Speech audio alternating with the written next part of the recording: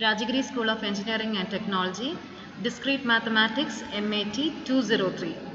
Module 4, Generating Functions and Recurrence Relation. First, let's see the syllabus that is included in our Module 4, that is Generating Functions and Recurrence Relation. So the first topic is generating functions. We'll have to see the definitions, examples, calculation techniques, exponential generating function. Then comes our recurrence relation, that is first order recurrence relation with constant coefficients, homogeneous case and non-homogeneous case with solution. Then we will have second order linear recurrence relation with constant coefficients, again homogeneous and non-homogeneous with their solution. The three cases, the non-homogeneous recurrence relation, the first order and the second order. So it comprises of generating function and recurrence relation. Now let's see what the generating function is. We'll have to define what the generating function is. So let's see the definition.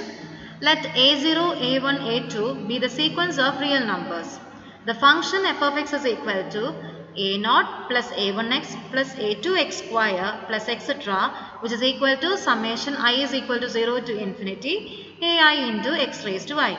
This is called a generating function for the given sequence there. That is, we are given with the sequence of real numbers, that is a0, a1, a2, etc. It can be written in a summation form, that is sigma I is equal to 0 to infinity ai into x raised to I. So this is a generating function for the given sequence here. Now let's see an example. For any n belongs to z plus. Z plus means set of positive integers. It is set of positive integers.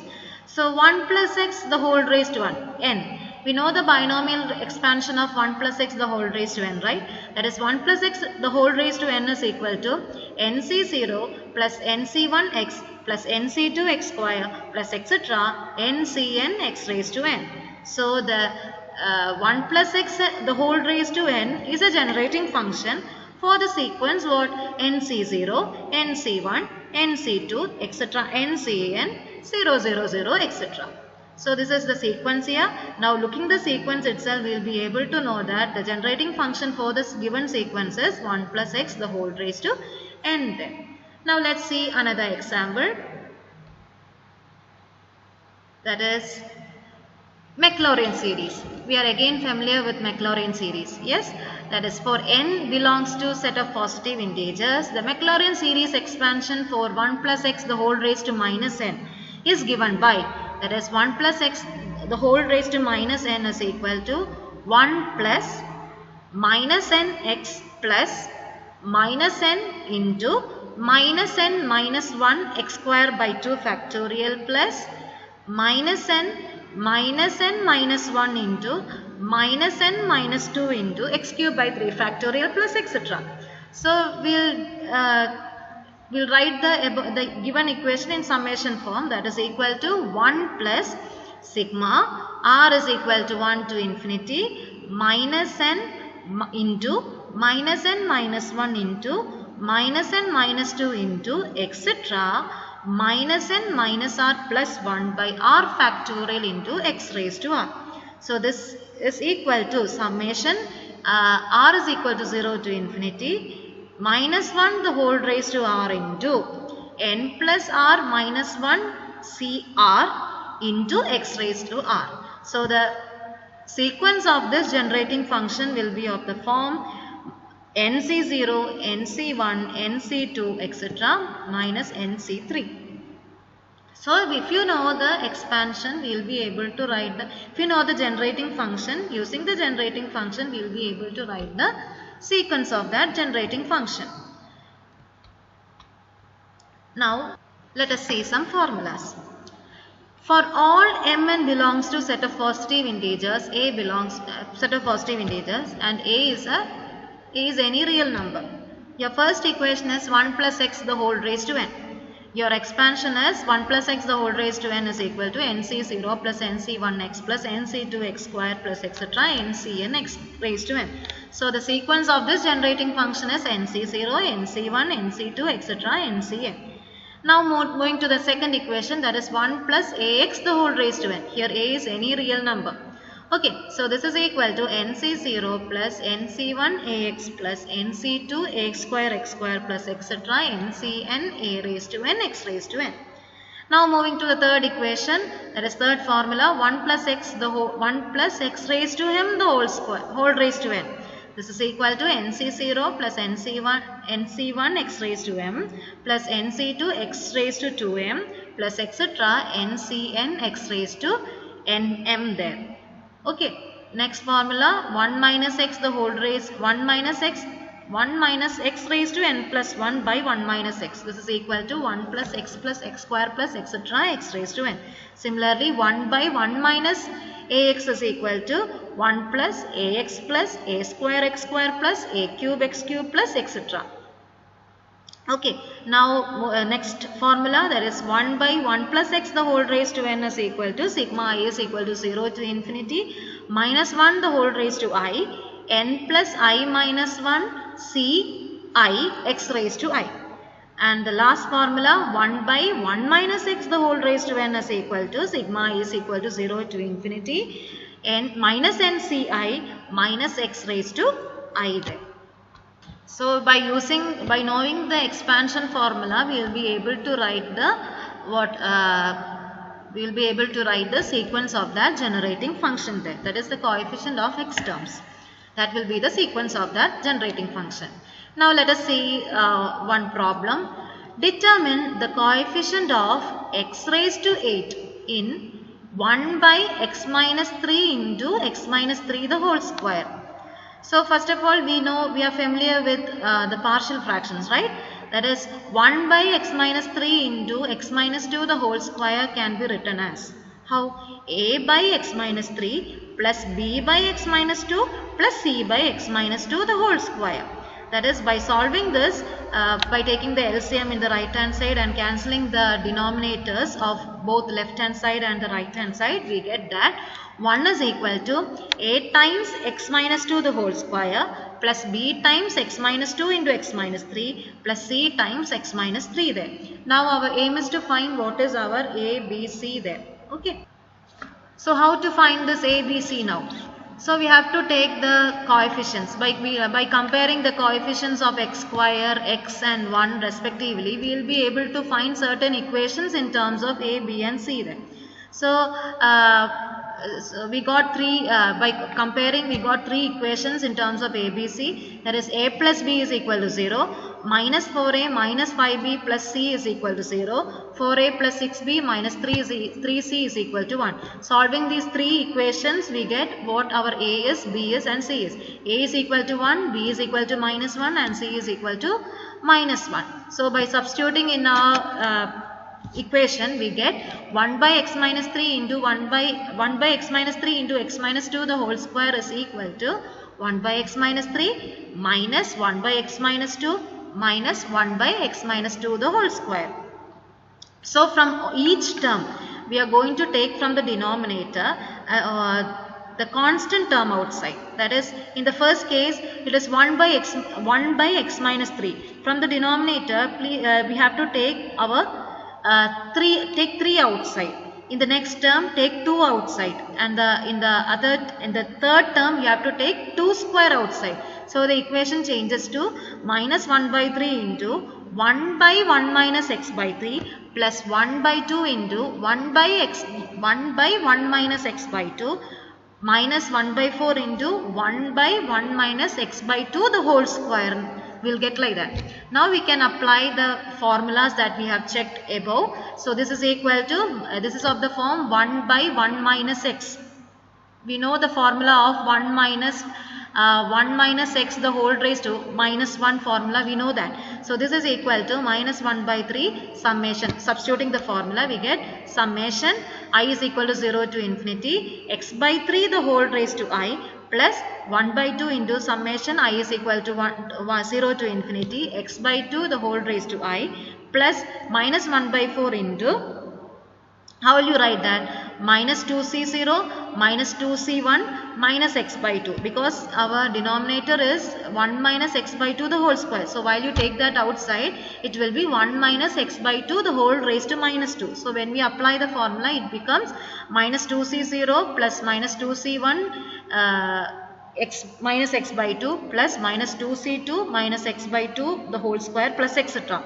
So the coefficients of this x raised to 8 will be, from the first term you can write x raised to 8 coefficient is minus 1 by 3 into 1 by 3 the whole raised to 8 plus 1 by 2 into 1 by 2 the whole raised to 8 plus in the next term we have to be careful, that is minus 1 by 4 into minus 2c8 into minus 1 by 2 the whole raised to 8, which is equal to, you will get the answer as minus 1 by 3 the whole raised to 9 plus 7 into 1 by 2 the whole raised to 10 there. That is, you have to take the coefficient. The coefficient of x raised to 8 will be your answer there. Okay. Now let's see what an exponential generating function is. So till now we have discussed what a generating function is. We saw how from the generating function, how will you write the sequence of that generating function. We saw certain formulas there now and a problem there. Now we will move to the next section, that is exponential generating function. Now what is that? What is exponential generating function? Let us see that. Again, for a sequence, we are given a sequence there, a0, a1, a2, a3, etc. of real numbers. F of x is equal to a0 plus a1x plus a2x square by 2 factorial plus a3x cube by 3 factorial plus etc. which is equal to summation I is equal to 0 to infinity ai x raised to I by I factorial.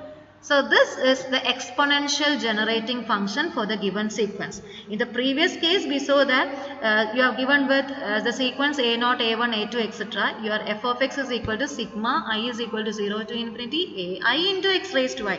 But in exponential case, it is equal to sigma I is equal to 0 to infinity ai into x raised to I by I factorial.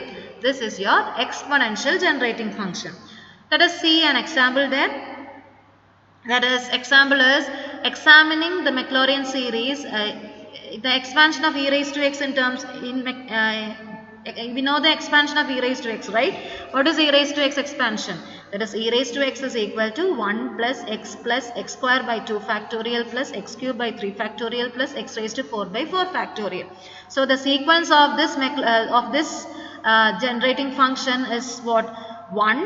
1 by 2 factorial, 1 by 3 factorial, 1 by 4 factorial, etc. So this is your sequence of the generating function e raised to x. E raised to x is an exponential generating function. Now let us discuss a problem here. Determine the sequence generated by each of the following generating function. First question is f of x is equal to 5 times e raised to minus 5x. This is an exponential generating function. So f of x is equal to 5 times e raised to minus x. So we can write for finding the sequence. This is equal to 5 times sigma n is equal to 0 to infinity 5x the whole raised to n by n factorial. So your the generating function sequence will be equal to 5 square, 5 cube, etc. Now let's see the next question, that is f of x. Similarly, you can do the next question, that is f of x is equal to e raised to 3x minus 28x cube minus 6 plus 9x. This is again an exponential generating function. You take the summation and we will find the sequence of this problem. Similar as done above itself, we can do the similar problem. So this is the end of our generating function section. Now we will move to the recurrence relation function. Recurrence relation function with constant coefficients. So before that, we have to know what a recurrence relation is, right? So recurrence relation means that is you will be given with a sequence there. So say for example an is equal to 3 comma 3 square comma 3 cube comma etc 3 raised to n comma 3 raised to n plus 1 etc. This is a sequence. Now this sequence can be generalized and be written as Sn is equal to what? 3 raised to n, where n is equal to 1, 2, 3 etc. up to etc. While you substitute n is equal to 0, you will get, when n is equal to 1, you will get the first term in the sequence, that is 3 raised to 1. When you put n is equal to 2, you will get the next term, that is 3 square. So we will be getting using this relation, that is Sn is equal to 3 raised to n, we get what? The terms in the sequence there. So that is a relation. So this relation, that is recurrence relation, is an equation that relates with the help of the previous numbers. That is what is meant by recurrence relation. So the first order linear recurrence relation means, that is the general form of the first order linear homogeneous recurrence relation with constant coefficient is given by an plus 1 is equal to d times an, where n is greater than or equal to 0, where d is a constant there. Values such as a0, a1 are called the boundary condition. The expression a0 is equal to a, where a is a constant, is called the initial conditions. That is, we will be having an initial condition there. The solution of this recurrence relation will be given by an is equal to capital A into d raised to n, where n is greater than or equal to 0. Now let us see some examples for a recurrence relation and find the first 4 terms in the sequence there. You are given with a recurrence relation. See, recurrence relation is an equation. Recurrence relation is an equation. We seek the help of the previous term in the sequence there. That is, for example, see, ak is equal to 2 ak minus 1 plus k for every k greater than or equal to 2. You are given with an initial condition there, that is a1 is equal to 1 there. That is, you are given with the help of this initial condition, you are going to find the next 3 terms of the sequence there. Let us see that a1 is equal to 1. Given that a1 is equal to 1, so we will be able to find, put k is equal to 2 in your equation. So a2 is equal to 2a1 plus 2, that is 2 plus 2 is equal to 4. Now put k is equal to 3, you will get the third term in the sequence, that is a3 is equal to 2a2 plus 3, that is 2 times 4 plus 3 is equal to 11. Next a4, that is put k is equal to 4 there, so 2a3 plus 4 is equal to 26. So the first 4 terms in the sequence is 1, 4, 11, 26. So if you are having a recurrence relation with an initial condition, we will be able to find the sequence of that term. Okay. Now let's see the second order linear recurrence relation. Before that, let us discuss the general a kth order linear recurrence relation with constant coefficients. So the linear recurrence relation with constant coefficient is of the form C0 an plus C1 an minus 1 plus Ck an minus k, which is equal to f of n, where Ci's are the constants here and the order of this recurrence relation will be k there. So the general form is C0 an plus C1 an minus 1 plus etc. plus Ck an minus k, which is equal to f of n there. So this is a linear recurrence relation with constant coefficient of order k there. If f of n is equal to 0, the right hand side is equal to 0, we say that the above equation is called a homogeneous linear recurrence relation. When f of n is not equal to 0, then the equation is said to be a non-homogeneous linear recurrence relation. Now let us see what a second order linear recurrence relation is. So it is second order. So your equation will be of the form C0 an plus C1 an minus 1 plus C2 an minus 2, which is equal to 0. I am considering a homogeneous linear recurrence relation. Now I am going to find the solution of this recurrence relation. What is an? I am going to find what our an is. For that, I am assuming that let an is equal to c times r raised to n be the solution of this second order linear homogeneous equation. So, and by substituting there we get, I am going to substitute an is equal to c raised to rn in our second order linear equation. So, I get c0 into c r raised to n plus c1 into c r raised to n minus 1 plus c2 into c r raised to n minus 2 is equal to 0 there. So, throughout I am going to divide this equation by r raised to n minus 2.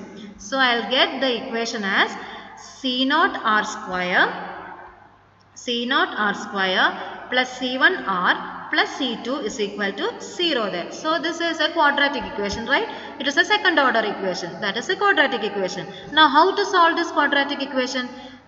We know that the solution of this quadratic equation can be got by finding the roots of the quadratic equation. Since this is a quadratic equation, we know that there will be two roots there. I am assuming that R1 and R2 are the roots here. Now this R1 and R2 can be a real number and it can be distinct. The third case, second case, R1 and R2 can be a complex number. It can be a complex conjugate pair. And the third case, R1 and R2 can be real as well as equal. These R1 and R2 are the characteristic root of our given equation. The characteristic, we should know what we have to find, what the characteristic equation is.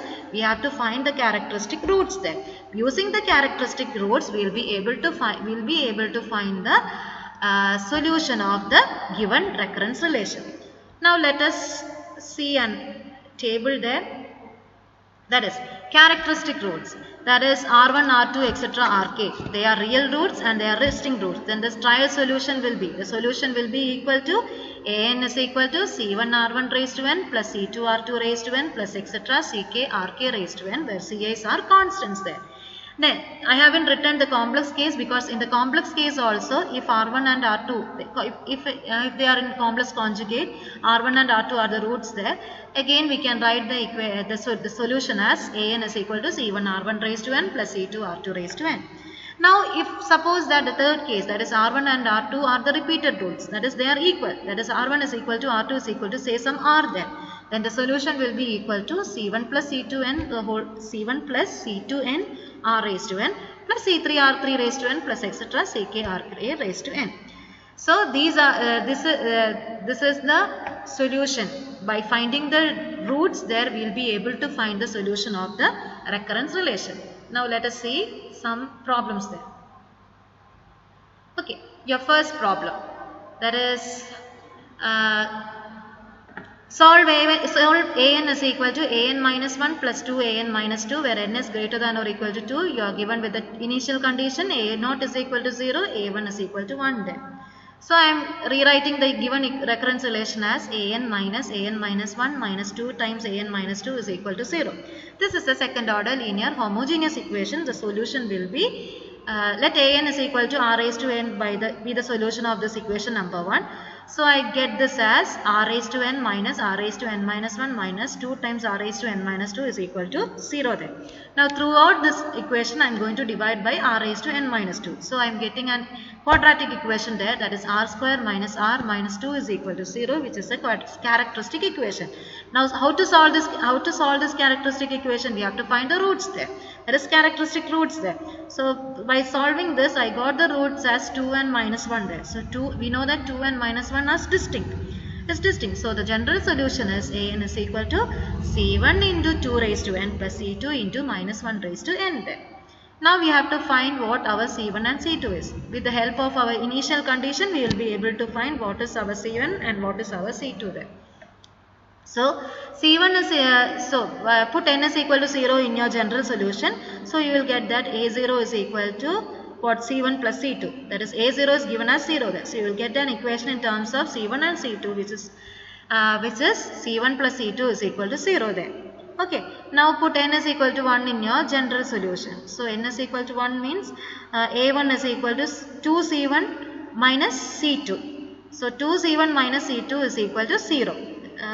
2C1 minus C2 is equal to 1. So you get two equations, that is C1 plus C2 is equal to 0 and 2C1 minus C2 is equal to 1. So you will get the answer as C1 is equal to 1 by 3 and C2 is equal to minus 1 by 3, and you will substitute in our general solution, that is An is equal to 1 by 3 the whole raised 1 by 3 into 2 raised to n plus minus 1 by 3 into minus 1 raised to n there. So this is the case of distinct roots. Now let us see what happens in our complex root. Okay, what is it? you're asked to solve the recurrence relation an is equal to 2 times an minus 1 minus an minus 2.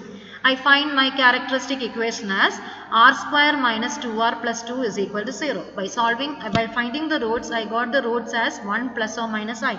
So it is a complex conjugate. So your general solution will be what?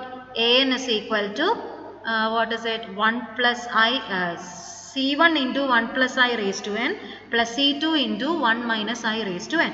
So we have to find what our C1 and C2 is. In order to find that, we all know that De Morgan's law, De Moivre's theorem, that is cos theta plus I sin theta the whole raised to n is equal to cos n theta plus I sin n theta. Please do remember that for solving this type of problems. So 1 plus I can be written as root of, if it is x plus iy can be written as root of x square plus y square into cos theta plus I sin n theta, where theta is equal to tan inverse y by x there.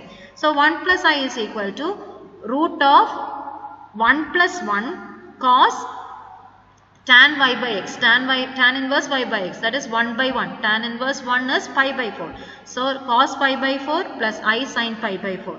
Similarly, 1 minus I is equal to root 2 cos minus pi by 4 plus I sin minus pi by 4. So we know that cos of minus theta is equal to cos theta and sin of minus theta is equal to minus sin theta. So you will get the answer as root 2 cos pi by 4 minus I sin pi by 4. Now we are going to substitute this in our equation.